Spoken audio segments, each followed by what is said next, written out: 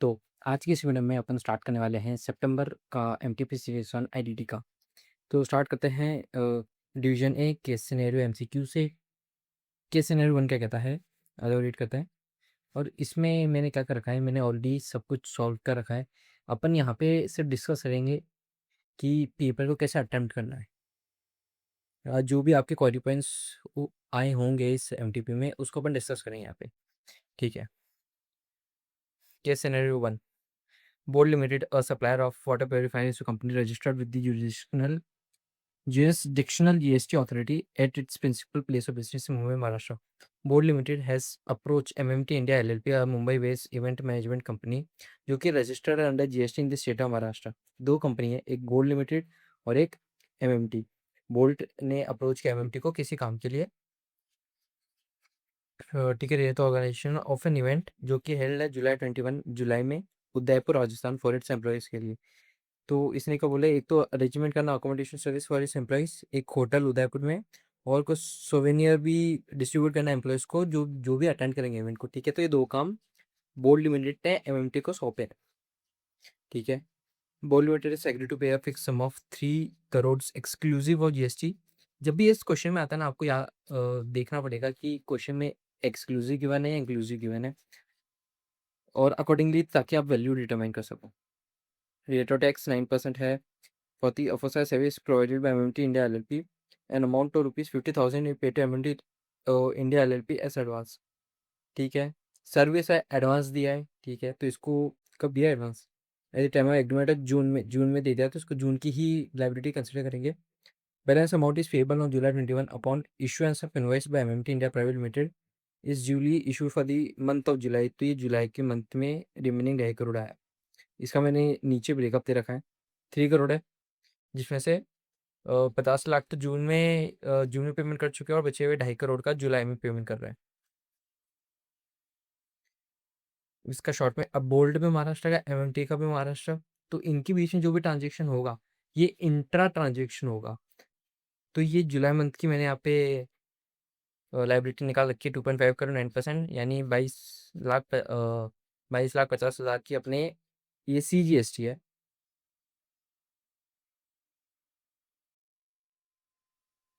ठीक है।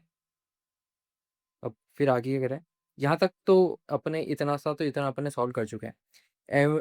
MMT India Limited has entered into an agreement with Comfort Hotels, a hotel based in Udaipur, for the aforesaid event to be organized for the employees of Board Limited. ठीक है। Comfort Hotel has agreed to provide the service to MMT India LLP, which includes accommodation and other ancillary services for the aforesaid event at an agreed amount of 1.5 crore exclusive of GST. ये भी exclusive है।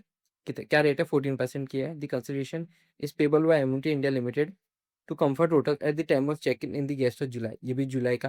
अब ये जो है किसके बीच में, MMT और एमएमटी एंड कंफर्ट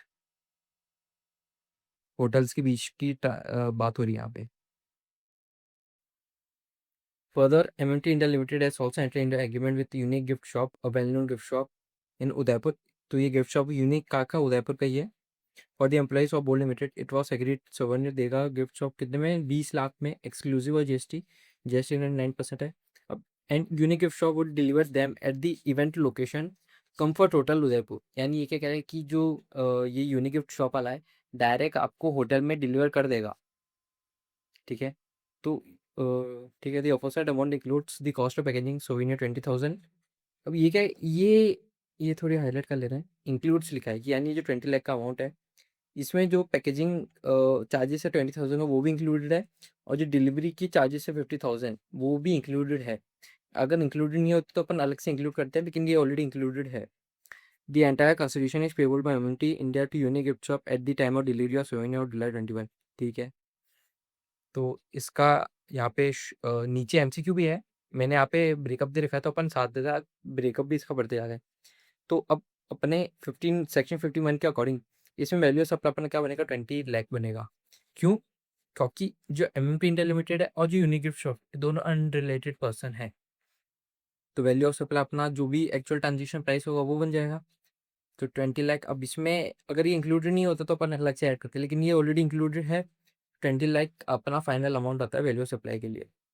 अब आईसीएआई ने इस जो पर्टिकुलर एमसीक्यू है, इसमें क्या कर रखा है कि इसको build to shift to model consider करके ही नीचे एमसीक्यू दिया हुआ है।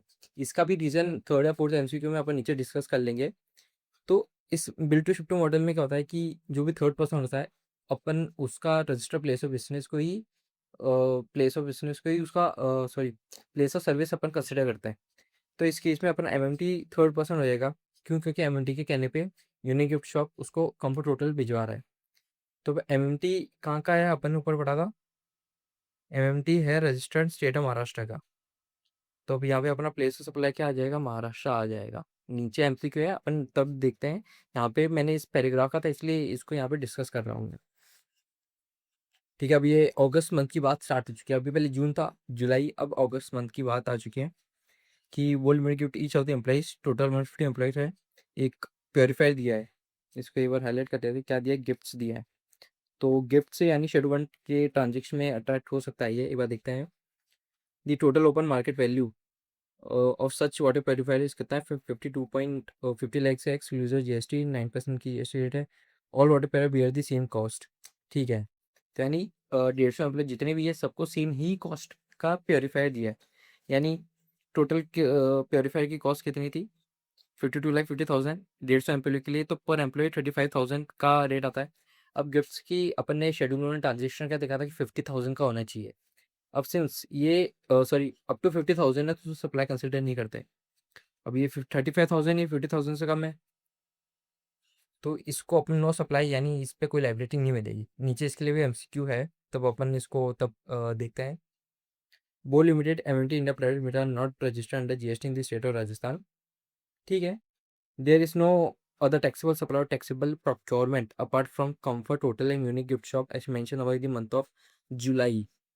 In the month of IDT में मोस्टली जब भी place of supply, time of supply, अपन को रेट क्या मतलब आईटीसी ये सब कैलकुलेट करने की आती है, तो क्वेश्चन में स्पेसिफिक मंथ गिवन होगा और ऊपर जो अपन को ये सिनेरियो के सिनेरियो गिवन होगा उसमें अलग अलग मंथ होंगे। तो आपको जो मंथ है उसको भी कंसिडर लेके चलना पड़ेगा कि कौन से मंथ की बात हो रही है, कौन से मंथ का क्वेश्चन अपन को आस्क कर रहा है लाइबिलिटी निकालना। The opening balance of the input tax credit of boat and MMT for the relevant tax period nil है। ठीक है, all the above amounts are exclusive of GST wherever applicable. हर जगह exclusive लिखा हुआ है। तो 1 to 5 क्वेश्चन सॉल्व करते हैं। In the case of supply souvenir unique gift shop to MMT India, the place and value of supply क्या आएगा? ये वाला पैराग्राफ की बात हो रही है यूनिक गिफ्ट शॉप की। यहाँ पे अपन डिस्कस कर चुके हैं कि वैल्यू सप्लाई आएगा 20 लाख और प्लेस सप्लाई आएगा महाराष्ट्र। तो अपना आंसर हो जाता है ए।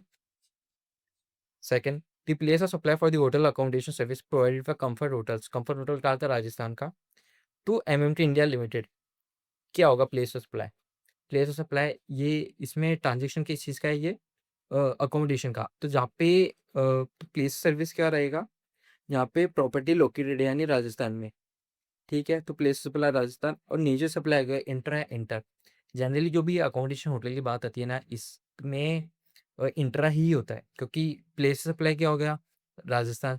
Location of supplier comfort hotel वो कहाँ का? राजस्थान का, तो इसलिए ये इंट्रा हो गया। ठीक है, राजस्थान और inter state supply. Third question, third MCQ, the net GST payable in the cash by MMT India limited for the month of July in the state of Maharashtra would be. क्या होगा? MMT India limited wish to keep its CGST liability at a minimum. Question है specific कर दिया कि CGST liability को minimum पे रखना है। ठीक है, तो सबसे पहले अपन इसकी लायबिलिटी निकाल लेते हैं। सबसे पहले इसने 2.5 करोड़ का जुलाई में ट्रांजेक्शन हुआ था, उसको अपन ने 22,50,000 निकाला था। तो ये एक अपनी लायबिलिटी हो जाती है इधर। तो ये अपन ने नोट डाउन कर ली, सीजीएसटी एचजीएसटी दोनों में। फिर इसने दो इसके इनवर्ट ट्रांजेक्शन भी है। कौन से? एक तो ये है कंफर्ट होटल के साथ अकोमोडेशन सर्विस वाला, और एक ये है, ये कौन सा? Comfort sorry unique gift shop के साथ कौन सा? सोवेनियर गिफ्ट खरीदने वाला। तो इस केस का अपन ने नीचे डिस्कस करते हैं। अभी यूनिक गिफ्ट शॉप का डिस्कस करते हैं। वैल्यू सप्लाई 20 लाख है, तो लाइबिलिटी कितनी किस पे लगेगी? 20 लाख की वैल्यू पे।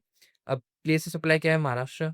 अपना सिंस जो आईसीआई इसको मिलिट्री शिफ्टिंग वाटर कंसिडर कर रही है, तो प्लेस सप्लाई अपने क्या निकाला था? महाराष्ट्र निकाला था। और लोकेशन सप्लायर क्या है? गिफ्ट शॉप कहाँ का है? राजस्थान का। तो यानी ये इंटर हो गया। तो 20,000 का 18%। 3.60 लैक्स, यस 3.60 लैख।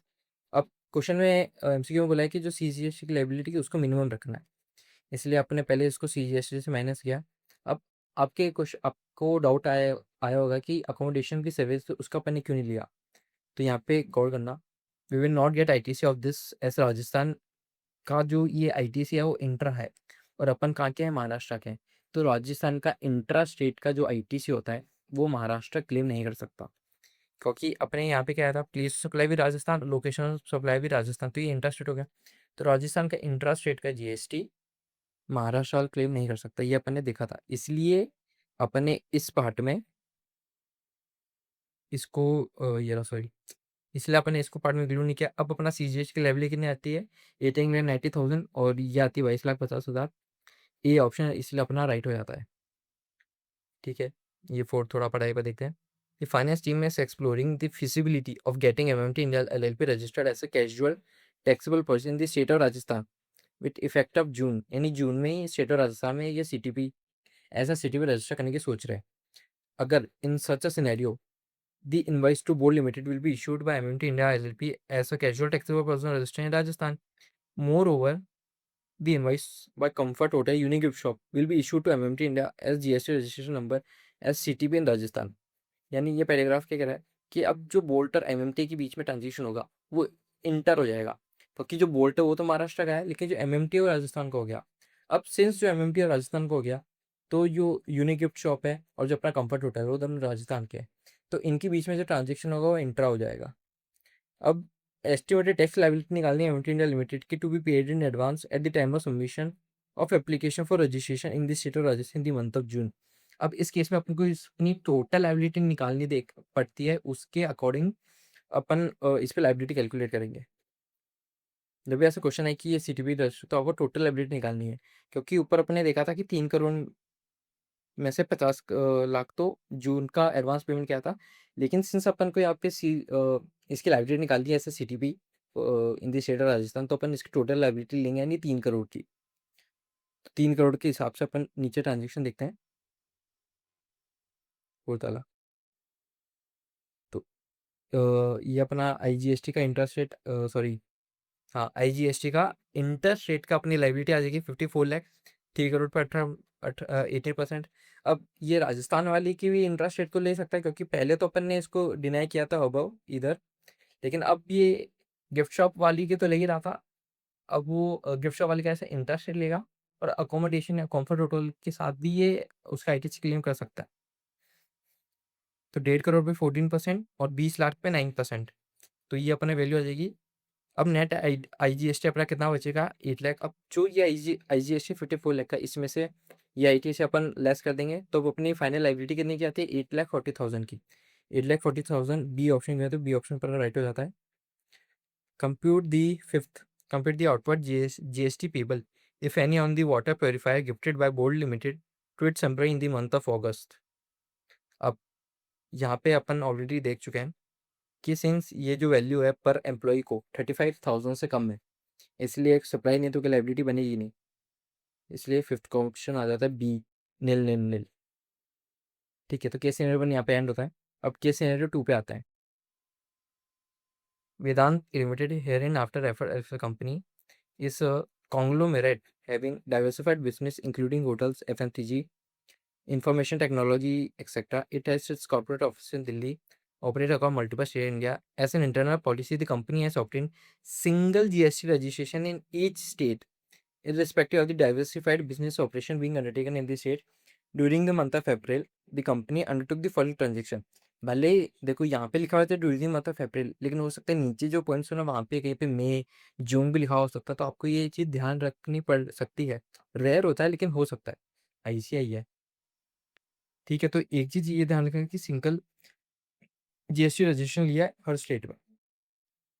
अब आपको जब भी एमसीक्यू में केस सिनेरियो की बात करें, ऐसे कुछ पॉइंट्स आते हैं, यानी नीचे जो अपने एमसीक्यू गिवन होंगे अ, उसके अंदर हर एक एमसीक्यू एक स्पेसिफिक पैराग्राफ को डिनोट करता होगा। तो अभी आप इस पे टाइम वेस्ट ना करके डायरेक्ट एमसीक्यू पे जंप कर लेना है एग्जाम में। अपन भी इसमें वही करते हैं, ये पढ़ ले रहा है। The rate of GST in case of intra 9%, inter 18, all the division of the company are eligible 100% input tax unless otherwise specified. ठीक है, 6 to 10 questions. Which of the following statement is correct in respect of service related to the user of weekend godown.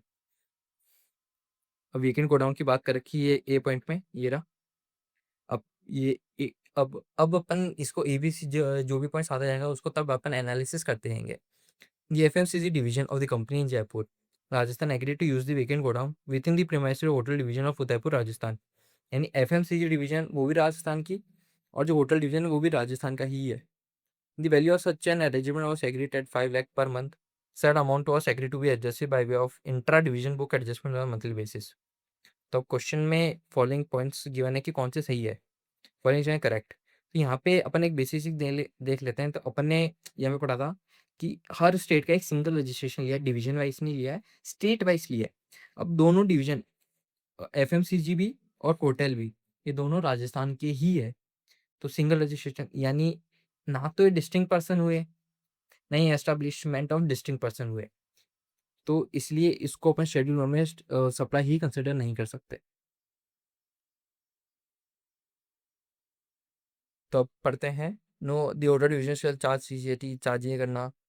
IGST ये भी charge नहीं करना। दी order charge ही नहीं करना। तो no GST chargeable of the usage of weekend, तो अपना इस वजह से बी ऑप्शन अपना राइट हो जाता है। ठीक है, अब 7 point. Assuming that the payment for utilization of IT platform has not been made by the hotel division to the IT division till the end of the October month of the current financial year, the hotel division। ये कह रहा है कि जो भी payment अभी तक हुआ ही नहीं है, अक्टूबर हो चुका है लेकिन अभी तक इनके बीच में पेमेंट का सेटलमेंट नहीं हुआ है। IT ये रहा second. The hotel division of the company in Maharashtra use the IT platform own and manage by the IT division of the company in Delhi. The value of the service was determined as 12 lakh per month। The IT division treated the same as deemed supply liable to GST as per Schedule 1 of the CGST Act and charge GST on such deemed supply in the invoice issued to Hotel Division on 25th April। Hotel division avail कर चुका है input tax credit और सच deem supplies from इस Maharashtra office in अप्रैल में ही IGST को claim कर चुका है, sorry ITC. However no payment was made for such service by the hotel division to the IT division. और ये कब तक नहीं किया, अक्टूबर तक नहीं किया। अब अपन ने एक कंडीशन पढ़ी थी इनपुट टैक्स क्रेडिट वाले चैप्टर्स में कि अगर जो पेमेंट है 180 डेज के अंदर अंदर नहीं करते तो अपन को आईटीसी रिवर्स करना रहता है। लेकिन अपन ने इसकी 3 कंडीशन पढ़ी थी कि कब 180 डेज वाला अपन अपने इस केस में एप्लीकेबल नहीं होता। अगर वो शेड्यूल 1 का ट्रांजेक्शन है, आरसीएम का ट्रांजेक्शन या 15(2)(b) का जो ट्रांजेक्शन वो है। अब अपना यहाँ पे कौन सा केस है, शेड्यूल 1 का ट्रांजेक्शन। क्यों, होटल डिवीजन का क्या है महाराष्ट्र का और उसी अपने सेम बिजनेस का दूसरा आईटी डिवीजन का है दिल्ली का। तो अब महाराष्ट्र एक अलग सेपरेट रजिस्ट्रेशन, दिल्ली एक अलग सेपरेट रजिस्ट्रेशन, तो ये एस्टेब्लिशमेंट तो ये डिस्टिंक्ट पर्सन कहलाए जाएंगे, यानी ये शेड्यूल 1 ट्रांजेक्शन में कवर हो जाते हैं। तो अब इसमें 180 डेज वाला लगता ही नहीं है। ठीक है, तो नीचे question should reverse the output, so in reverse तो करना ही नहीं है क्योंकि इस 180 डेज वाला applicable, need not reverse the input tax credit, ये वाला ऑप्शन एवं नीचे की। ऐसे तो बी ऑप्शन सही है, सी और डी भी पढ़ लेते हैं कि क्यों नहीं है। Should have avail input tax credit only after the one the, ये भी गलत है। Should not have avail input tax credit in respect of the set transaction as the same is deemed supply under schedule 1 of the CGST act. अरे नहीं नहीं, इसमें क्या should not avail the ITC, ITC तो avail कर ही सकता है, तो इसलिए डी ऑप्शन भी गलत है। गलत है हाँ, तो अपना बी ऑप्शन सही हो जाता है। Eighth, in the relation to the stay of executive director family in the company's own hotel in Udaipur, Rajasthan, value of supply of accommodation service provided by the division is, यानी इस question में क्या निकालना है अपन को, value of supply निकालना है। तो एग्जीक्यूटिव डायरेक्टर वाला पॉइंट गिवन है, ये रहा C. The executive director as part of salary and perks under the employment agreement was eligible for a voucher of 5 lakh. ठीक है, redeemable at any hotel property of the company in India। The voucher was used by the executive to stay his family in a company owned hotel in the, यानी executive director ने use किया किसी company के hotel में रहने के लिए उदयपुर राजस्थान के। Total amount charge from the executive director was 25 lakh. The voucher value 5 lakh was deducted from such amount at the time of payment. यानी इसने पेमेंट कितने का किया होगा, नेट पेमेंट किया होगा 25 लाख का, तो इसका वैल्यू था 5 लाख, वाउचर से कट गया 20 लाख, इसने मेन पेमेंट किया। अब अपन को क्वेश्चन में इस चीज़ का वैल्यू ऑफ सप्लाई पूछा है, डिस्कस करते हैं। अब एग्जीक्यूटिव डायरेक्टर कौन होता है, कंपनी का एक अपन एम्प्लॉयर बोलते हैं, अगर ये इंडिपेंडेंट होता तो अपन थोड़ा कंसिडर करना पड़ता कि इसको ऐसा मानना ही नहीं मानना, डिपेंडिंग क्वेश्चन में और क्या इन्फॉर्मेशन गिवन है। लेकिन सिंस ये क्या, ये एग्जीक्यूटिव डायरेक्टर है, एग्जीक्यूटिव डायरेक्टर कंपनी का ही एक एम्प्लॉय होता है। अब इसमें क्या हो रहा है कि एम्प्लॉयर एम्प्लॉय को सर्विस दे रहा है 5 लाख वाली, सॉरी, अकोमोडेशन वाली। तो एम्प्लॉयर अगर एम्प्लॉय को सर्विस दे रहा है तो ये दोनों क्या रिलेटेड पार्टी है। अब वैल्यू ऑफ सप्लाई के लिए रिलेटेड पर्सन के लिए अपन लगाते हैं रूल 28। तो रूल 28 का स्टेप वन क्या था, ओपन मार्केट वैल्यू क्या है उस ट्रांजेक्शन की। अब अपन ने ऊपर देखा था कि 25 लाख का टोटल अमाउंट चार्ज है और कोई इन्फॉर्मेशन गिवन नहीं, तो अपन इसको ही ओपन मार्केट वैल्यू ऐसे कंसिडर करेंगे 25 लाख को। तो अपना वैल्यू ऑफ सप्लाई क्या बन जाता है, 25 लाख बन जाता है इस रीजन से।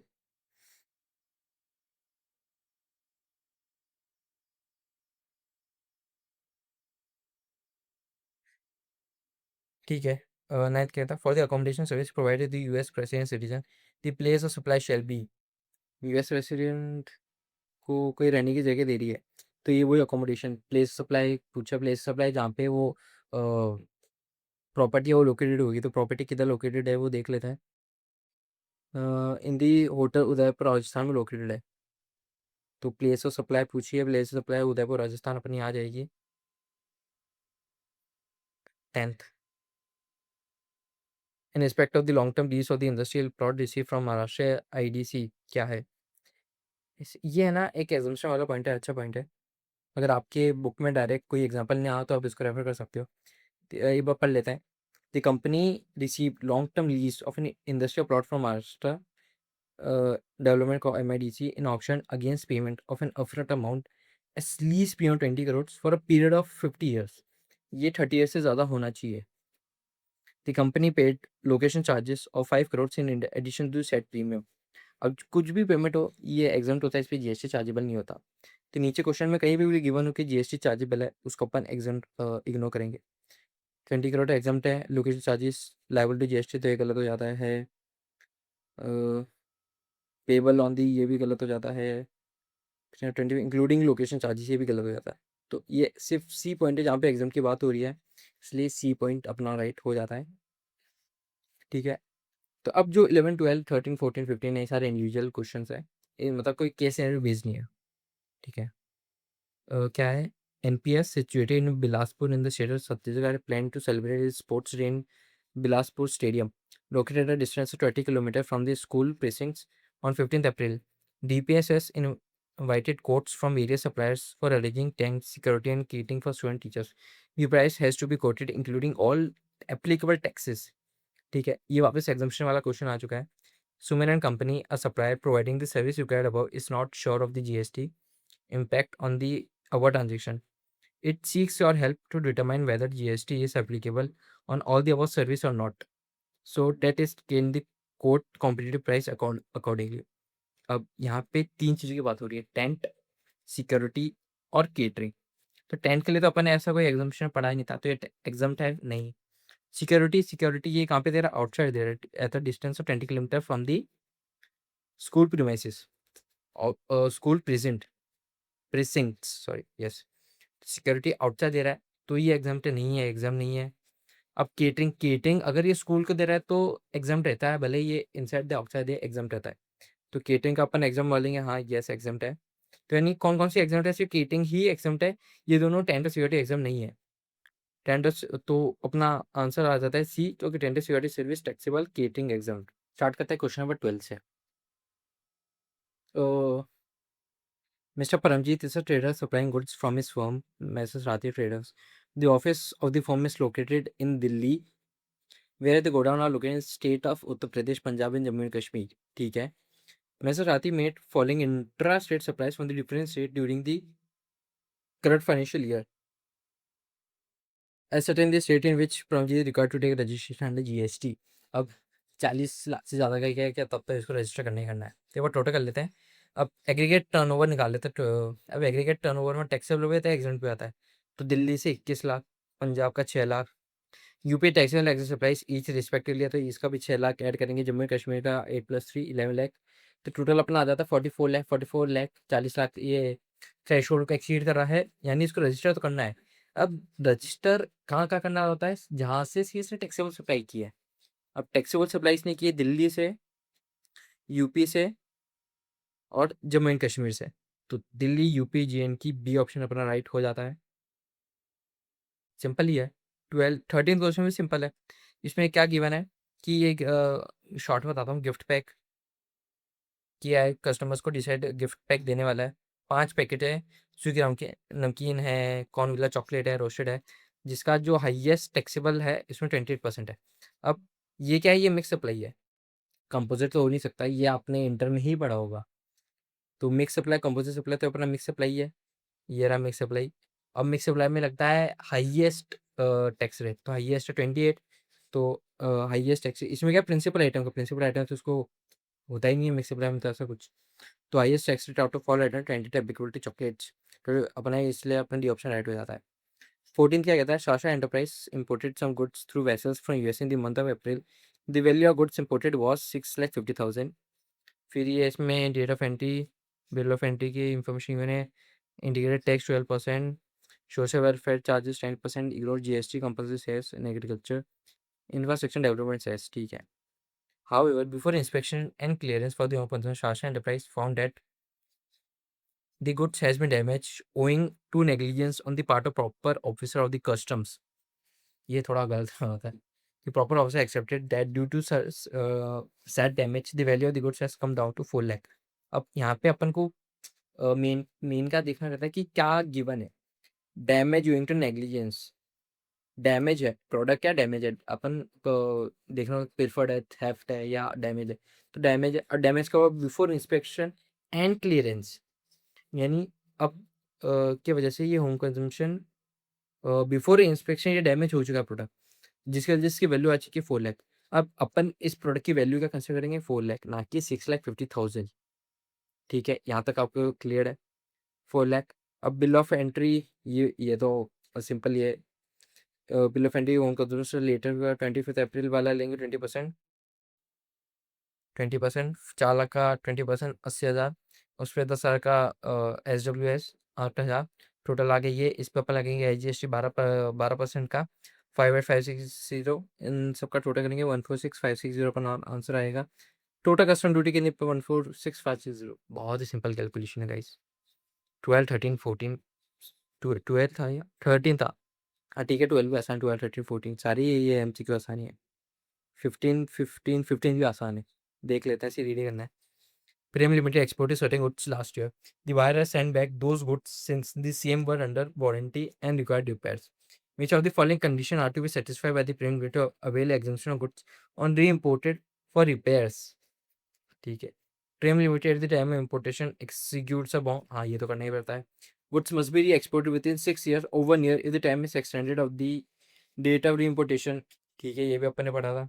In case goods are not repaired, new goods are to be send by the premium within 6 months, ऐसा कुछ है नहीं, ऐसा कुछ कंडीशन नहीं पड़ी है। तो most appropriate option first second किधर है, डी में, तो अपना डी ऑप्शन राइट हो जाता है। यहाँ तक ये था गाइस MCQ। ठीक है, स्टार्ट करते हैं अपने।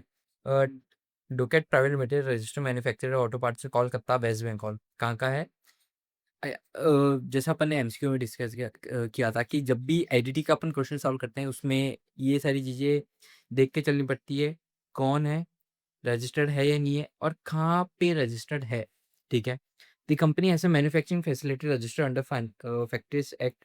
ठीक है, procure input from both registered and registered supply located within as well as outside West Bengal, as also import some raw material from China से भी। The company import the following details of tax period, क्या है। ठीक है, ये एक अच्छी table है कि पेमेंट्स और रिसिप्ट अलग अलग गिवन है, इनपुट आउटपुट में ज़्यादा मगजमारी नहीं आएगी अपने। फिर नीचे given all the amounts are exclusive of all kinds of taxes wherever applicable. However, the applicable taxes also have been paid by the company.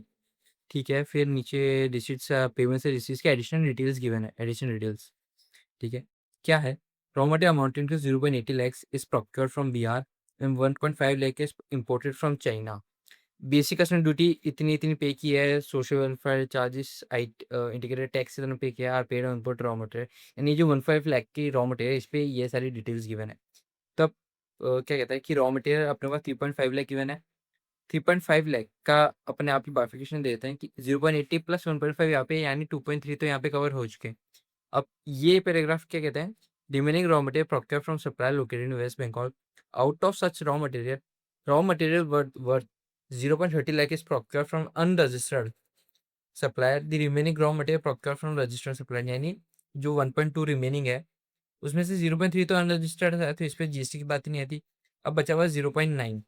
अब फर्दर क्या लिखा है? Further raw material was 0.05 lakh from registered supplier located in West Bengal has been destroyed due to seepage problem in the factory and those could not be used in manufacturing process, यानी 0.9 है, इसमें से 0.05 तो destroyed हो चुका है, तो इस पे भी जीएसटी अपन को नहीं मिलेगा, ठीक है। और 0.85 पे अपन को आईटीसी क्लेम करना रहेगा।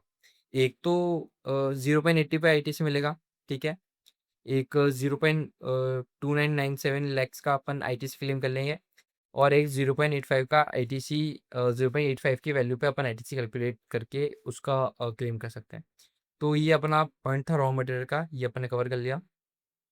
कंज्यूमेबल्स आप procure from register supply located in Kolkata, ठीक है, यानी इंटरस्टेट आएगा।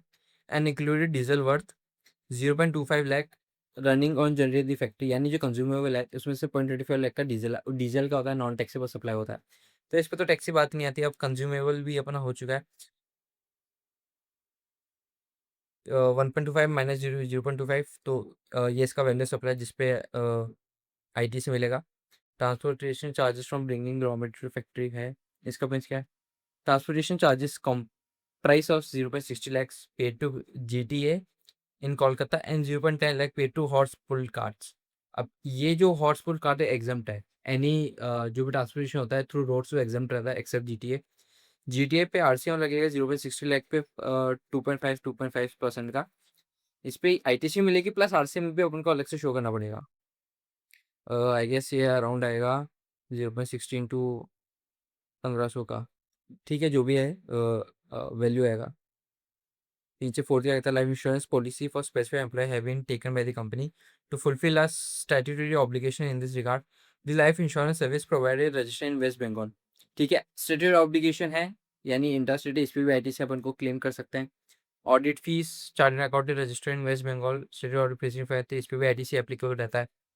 Telephone expensive install at the factory, ठीक है। Mobile phones deal telecom service provide registered West Bengal, ये भी इंटरस्टेट है, सारे वेस्ट बंगाल है वही। बैंक चार्जेस है करंट अकाउंट, तो उनके पास भी अपना वो तो रहेगा ही एड्रेस, तो ये भी प्लेस सप्लाई वेस्ट बंगाल ही बनेगी, तो इंटरस्टेट हो जाएगा। The breakup of the sales is as under. अब जी ये अपने को, अब ये सारे पॉइंट्स अपने डिस्कस कर चुके हैं पेमेंट्स वाले। सैलरी हो गया, प्रीमियम पे एलआईसी वाला हो गया, ऑडिट फीस, टेलीफोन, बैंक, ये सारे डिस्कस हो चुके हैं। अब सेल्स की 15 लाख के नीचे बाइफर्केशन गिवन है अपन को। क्या कह रहा है? वेस्ट बंगाल में सेल्स यानी आउटपुट इस वेस्ट बंगाल में ही हुआ है, तो ये आ जाएगा सी प्लस एस आ जाएगा। अदर स्टेट से अदर देन वेस्ट बंगाल, यहाँ इसमें आई ही आ जाएगा। एलयूटी में तो टैक्स है ही नहीं, तो ये इस पर कुछ भी नहीं आएगा, ठीक है। अब ये ओपनिंग बैलेंस गिवन है आईटीसी का, कंप्यूट करना total ITC available with docket limited for the tax period. तो आईटीसी अवेलेबल कैसे निकालेंगे? एक ओपनिंग ले लेंगे, ऊपर जो भी अपने ये पेमेंट्स का बाइफिकेशन किया था जिस पे टैक्स लगना है, इसका टैक्स आ जाएगा।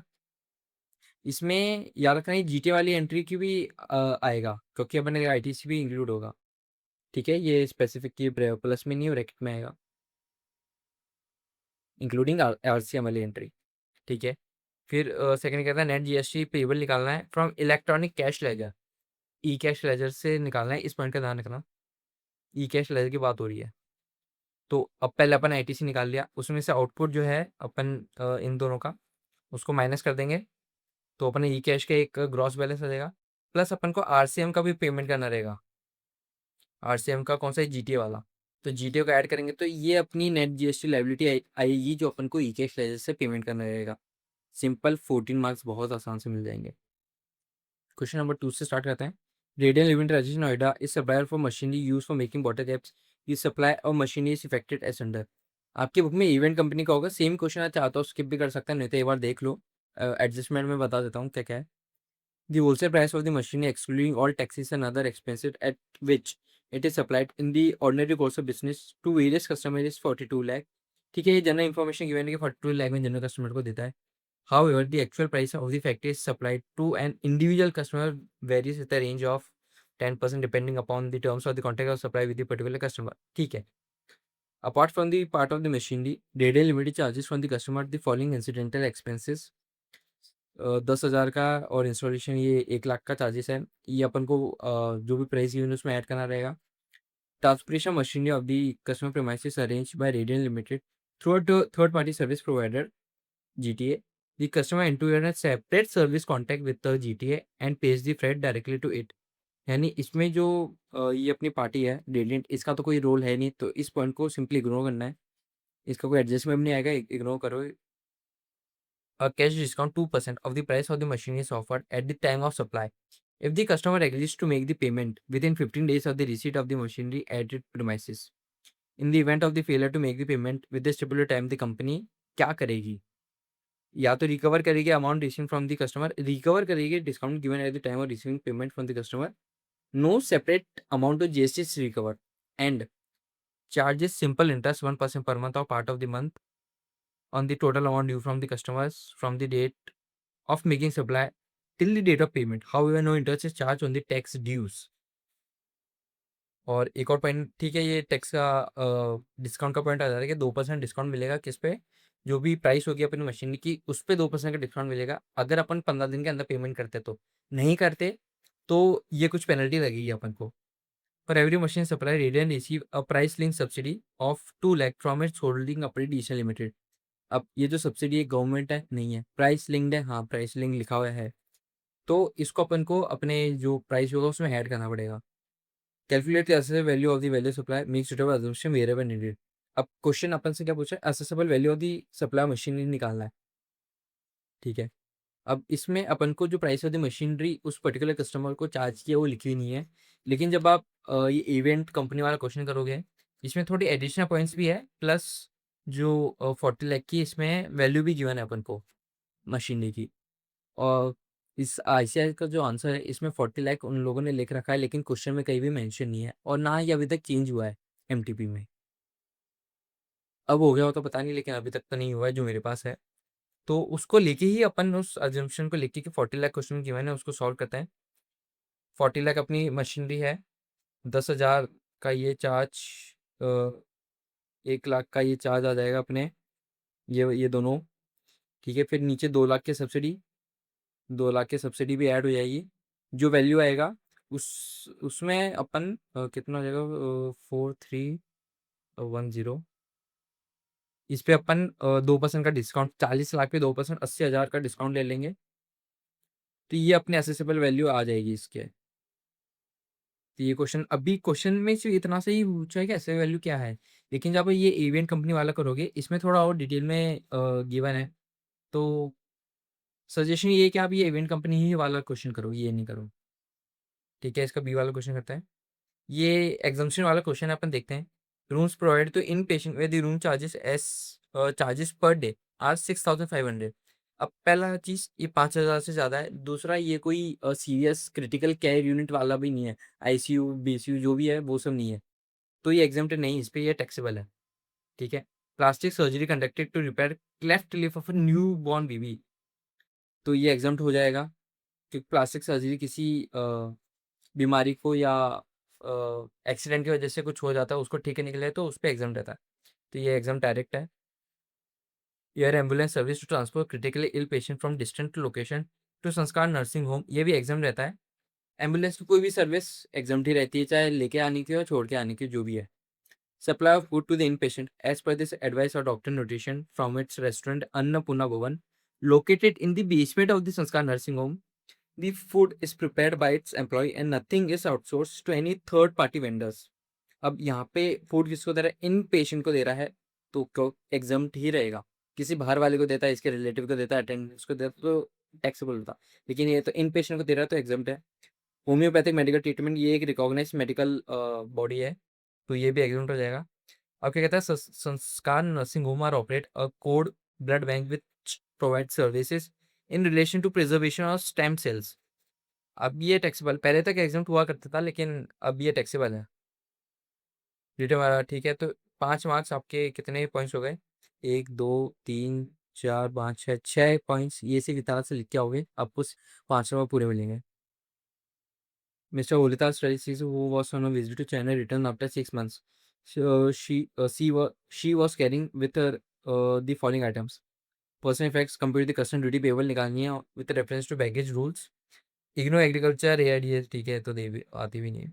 पर्सनल इफेक्ट्स नील रहता है, लैपटॉप कंप्यूटर का भी नील रहता है, ये अलाउड रहता है एक 18+ को लैपटॉप लेके जाना, कैरी करना। Jewellery 25 grams, purchase in China 75,000। अगर 1 साल से ज़्यादा का रहता तो ये ला सकती थी, लेकिन ये कितने महीने रह के ये सिर्फ 6 मंथ्स, तो इसको 75,000 इसका चार्ज लगेगा। म्यूज़िक सिस्टम 50,000, ये भी मतलब अपने ड्यूटी पेबल में आता है, एग्जाम नहीं है।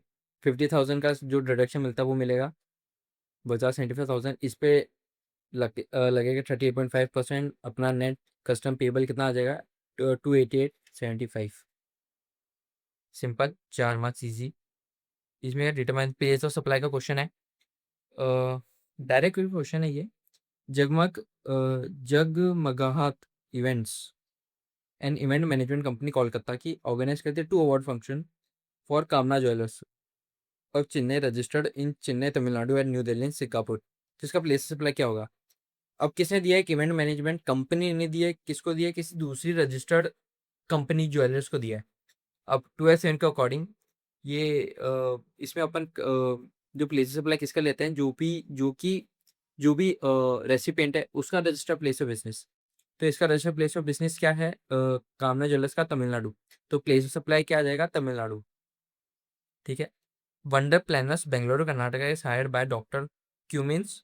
एक ये अनरजिस्टर्ड पर्सन है जो कि कोची केरला में, to plan and organise his sons wedding at Mumbai Maharashtra. अभी ये किसको दे रहा है? किसी अनरजिस्टर्ड पर्सन को दे रहा है। तो 12/7 में क्या गिवन है? अगर ये किसी अनरजिस्टर्ड पर्सन को देते हैं B2C में, तो जहाँ पे इवेंट टेक प्लेस होता है, कहाँ पे हो रहा है? महाराष्ट्र में हो रहा है, तो प्लेस ऑफ सप्लाई क्या हो जाएगा? महाराष्ट्र हो जाएगा। ठीक है। Will answer with different if the wedding is to take place in Malaysia. अगर ये आउट ऑफ इंडिया हो रहा है तो ये location of recipient he upon consider करेंगे प्लेस सप्लाई। तो डॉक्टर कमिंस का क्या है? कोची केरला का। तो प्लेस सप्लाई क्या हो जाएगा? कोची केरला। ठीक है, ये भी सिंपल था।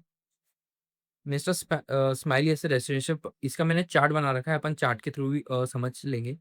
मिस्टर स्माइली ऐसे use residential property located prime location Mumbai Maharashtra. ठीक है।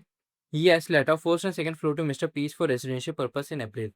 स्माइली के पास प्रॉपर्टी थी, उसने पीस को लीज आउट किया। मिस्टर पीस ने सरेंडर किया इस tenancy right to Mister Murari for a tenancy premium of 10 lakh on 1 June. ठीक है। पीस ने क्या किया? ये मुरारी को टेनेंसी प्रीमियम दे दिया। कितने? 10 लाख रुपए में टेनेंसी प्रीमियम दे दिया। Mister Murari has also paid the applicable stamp duty and resident not transfer tenancy rights। ठीक है। Moreover, Mr. Murari has agreed to pay a monthly rent of 1 lakh to Mr. Spelly unregistered under GST from June। दोनों unregistered person है। मुरारी अब rent किसको दे रहा है? Smelly को दे रहा है 1 lakh per month. 1 lakh per month. ठीक है। Determine the taxability of the transaction involve in the given case for the 1 June. Taxability क्या होगा? अब जो मुरारी इसको टेनेंसी प्रीमियम पे कराए किसको? मिस्टर पीस को। ये शेड्यूल 2 के अंदर टैक्सेबल हो जाएगा, टेनेंसी प्रीमियम टैक्सेबल रहता है। लेकिन वहीं पे अगर ये मुरारी अनरजिस्टर्ड है, ये भी अनरजिस्टर्ड है, ये इसको रेजिडेंशियल ड्वेलिंग दे रहा है, तो ये एग्जाम रहता है अपने जीएसटी में। तो जो ये 10 लाख है इस पे तो जीएसटी लगेगा, टैक्सेबल है ये। लेकिन जो ये 1 लाख पर मंथ देगा ये एग्जाम रहेगा। आप इतना सा अपने लैंग्वेज में लिख के आओगे, पूरे नंबर मिलेंगे। An importer from Cochin imports goods from exporter in US. The vessel carrying the goods reaches Mumbai port first and from there goods are transshipped to Cochin port. ठीक है, ये वेसल के थ्रू आ रहा है कुछ काम। नीचे डिटेल्स गिवन है। डिटरमाइन एसेसेबल वैल्यू निकालनी है। ठीक है। Cost of the machine of the factory, ये जो मैं अभी हाईलाइट कर रहा हूँ इसको अपन को ऐड करना है। ऐड करेंगे transport charges from the factory of exporter to the port of shipment, ये ऐड होगा। Handling charges paid to loading the machine in this ship, ये भी ऐड होगा। Buying commission paid by the importer, buying commission कभी add नहीं होता, इसको तो इग्नोर ही करो, इसको तो इग्नोर करना है। ठीक है। Freight charges from the exporting country to India, ठीक है, ये डायरेक्टली ऐड हो जाएगा। Actual insurance charges paid are not ascertainable. ठीक है। 1.125% अपने जो भी आएगा एसेसेबल वैल्यू उसमें इसको कैलकुलेट कर लेंगे, सॉरी एफओबी वैल्यू, उसके अंदर इसको कैलकुलेट कर लेंगे। Charges from design and engineering work undertaken from the machine in US, ठीक है, ये भी ऐड होगा अपने। Unloading and handling charges paid at the place of the importation, importation के प्लेस भी कुछ भी खर्चा करो, ये इंक्लूड नहीं होगा, स्ट्रिक्टली इंक्लूड नहीं होगा। Exchange rate to be considered, sorry transport charges from Mumbai to Cochin port, ये भी इंक्लूड नहीं होगा। Exchange rate to be consider 70 rupees exchange rate में, ठीक है। यहाँ पे 20 प्लस 1000 प्लस 100 प्लस 5000 कितना आएगा, 2610, इसमें फ्रेट ऐड करेंगे। अब इंश्योरेंस एसेट हुई है तो 1.125% किसका लेते हैं, इसका लेते हैं, इस वैल्यू का, सॉरी ये एफ वैल्यू है, ये सी एफ वैल्यू आएगी, इंश्योरेंस ये ऐड करेंगे, सी एफ वैल्यू आ गई, इसको 70 से कन्वर्ट 1987554 का अपना एसेसेबल वैल्यू आ जाएगा। ये क्वेश्चन पूछा है, ठीक है। थर्ड क्वेश्चन इतना सा था, ये ऐसे कैलकुलेट करके आओगे, इसकी भी 6 नंबर बहुत ईजी, सारे अभी तक सारे ही आसान क्वेश्चन आए हैं। स्टार्ट करते हैं क्वेश्चन नंबर 4 से। क्वेश्चन नंबर 4 क्या कह रहा है, M3M private limited Pune Maharashtra का है, जो प्रोवाइड था housing peak service. The company supplies a service exclusively through e commerce websites own and manage by Fortech India private limited. यानी M3M हाउसिंग पीक सर्विस देता है, यानी ये सेक्शन 95 वाली सर्विस प्रोवाइड करता है। किसको, the turnover of the M3M in current financial year is 18 lakh, 18 lakh है इसकी करंट। अब अपने देखा पढ़ रखा है कि ऐसे तो जो ये कंपनी होती है M3M प्राइवेट लिमिटेड, जो इको के थ्रू सर्विस प्रोवाइड कर रही है, तो इको का टीसीएस उसको डिडक्ट करना रहता है, इको को टीसीएस डिडक्ट करना रहता है, तो कंपलसरी जो M3M है उसको रजिस्टर करवाना पड़ेगा। लेकिन सिंस M3M जो है वो 95 की सर्विस प्रोवाइड कर रही है, तो इसका एग्जाम्पशन रहता है कि अगर इसका जो थ्रेशोल्ड जो सर्विस का थ्रेशोल्ड रहता है सेक्शन 22 में, कितने का, 20 लैक्स का, अगर उससे कम है तो इसको रजिस्टर करवाने की नीड नहीं है, ठीक है। और इसका यहाँ पे टर्नओवर कितना है, 18 लाख है, थ्रेशोल्ड से कम है तो इसको रजिस्ट्रेशन करवाने की नीड नहीं है। नीचे क्वेश्चन भी वही अपन से पूछ रहा है, M3M as to whether it is required to obtain GST registration, answer है नहीं।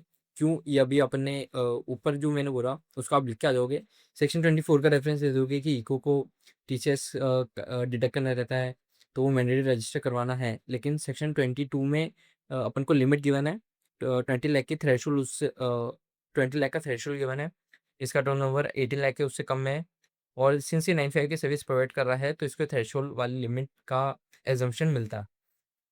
अब यहाँ से एक सेकंड क्वेश्चन, इसी क्वेश्चन का सेकंड पार्ट है, will your advice be any different if M3M private limited sells readymade garments exclusively through e commerce website own and manage by Fortech India private limited. क्या कह रहा है कि अगर ये 95 वाली सर्विस प्रोवाइड ना करके कोई गारमेंट सेल करता तो स्टिल उसको रजिस्टर करवाने की नीड रहती, हाँ तब रहती। क्यों, क्योंकि अब तो 95 की सर्विस तो दे नहीं रहा, थ्रेशोल्ड वाली लिमिट तो रहेगी नहीं, तो इसको सेक्शन 24 में कंपलसरीली रजिस्टर करवाना पड़ेगा, क्योंकि ये 100% ई कॉमर्स के थ्रू ही ट्रांजेक्शन कर रहा है, इसलिए। इसका B part, messrs VSM company है civil input tax credit avail किया during September under IGST and instead of availing CGST IGST, mister Raghu accountant of the above entity would like to use form GST PMT 09, गधा है ये Raghu, for making a transfer from IGST head to IGST head to respective CGST and SGST heads.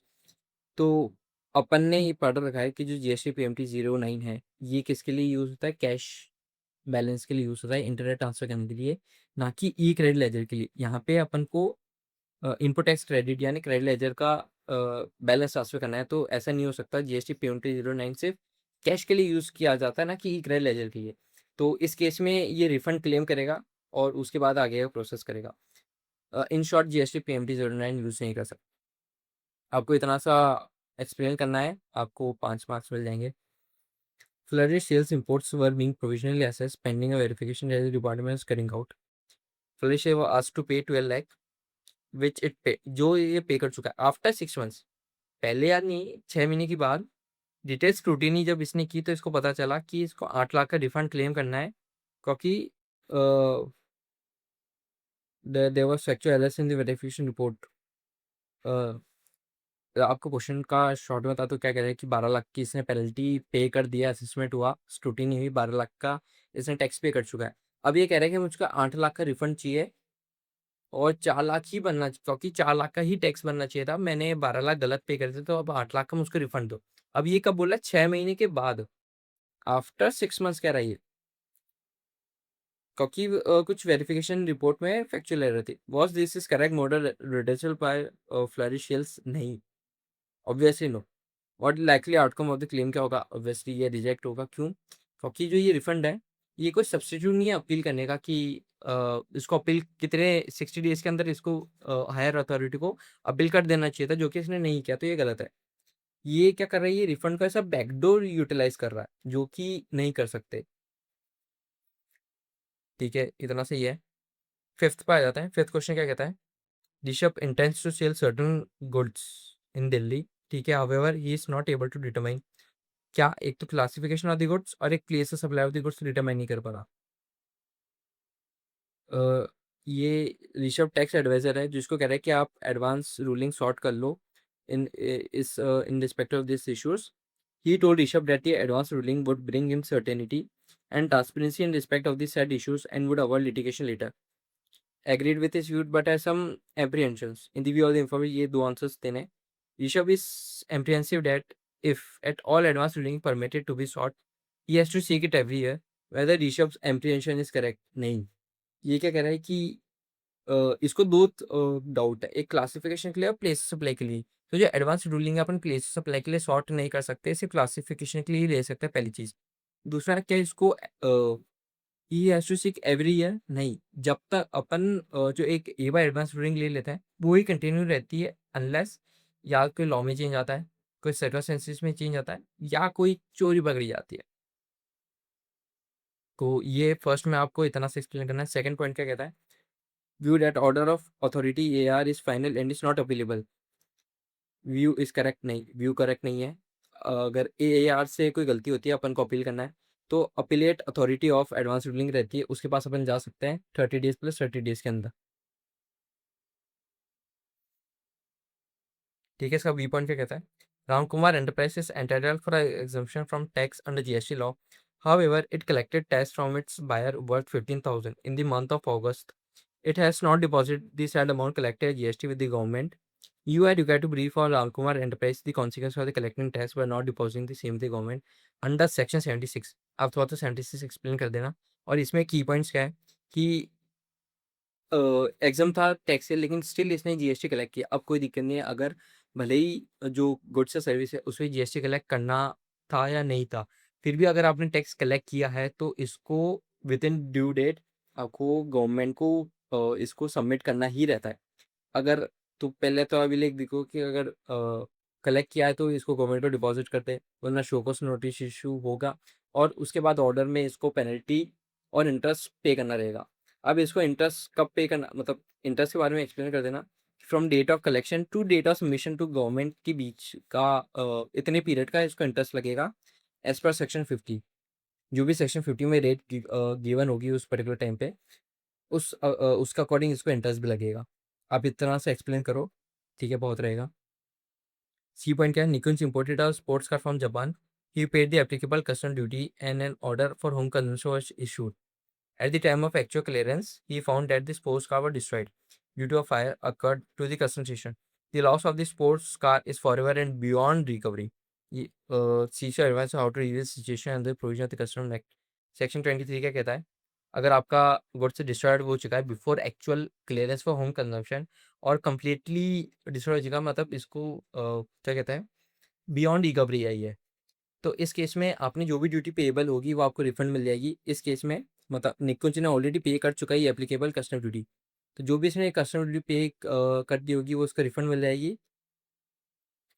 ठीक है, अब आगे भी कुछ question है। Whether answer would be different Nikunj warehouse this score due to delay in legal formalities. Fire occurred हुआ तब भी क्या इसको payment duty but before actual clearance before दे रहा। अभी क्या कह रहा है कि कस्टम ये जो सॉरी, फर्स्ट पैराग्राफ में क्या आ रहा है कि जो फायर अकर हुआ कस्टम स्टेशन पे हुआ है, और सेकंड पैराग्राफ क्या आ रहा है, जो फायर अकर हुआ वेयर हाउस में हुआ। तो दोनों ही केसेस में जो ये सेकंड पैरा है, इस केस में भी सेक्शन 23 अपने को एप्लीकेबल होगा और अपन को ड्यूटी का रिफंड मिल जाएगा, क्योंकि सेक्शन 23 बात करता है before clearance for actual home consumption. भले ही अब वो कस्टम स्टेशन में हो, वेयर हाउस में कहीं भी डिस्ट्रॉयड हुआ, अपन को रिफंड मिलेगा। अब जो ये क्वेश्चन नंबर 6 है, इसमें सारे डायरेक्ट डायरेक्ट थ्योरी के क्वेश्चंस है, प्लस सारे डायरेक्ट है। जैसे कि मोर्सा रिकवरी क्या है, प्रिकॉशंस क्या अपन को लेनी चाहिए while issuing summons, who can order for inspection, और anti dumping duty ways the constitution circumvention and impose on an article which में warrant action by central government. तो ये सारे डायरेक्ट क्वेश्चंस है। आप इसके डायरेक्टली आप इसका आंसर बुक से आंसर रेफर कर सकते हो। तो इतना सा था अपना सितंबर 25 का आईडीटी का एमटीपी सीरीज 1।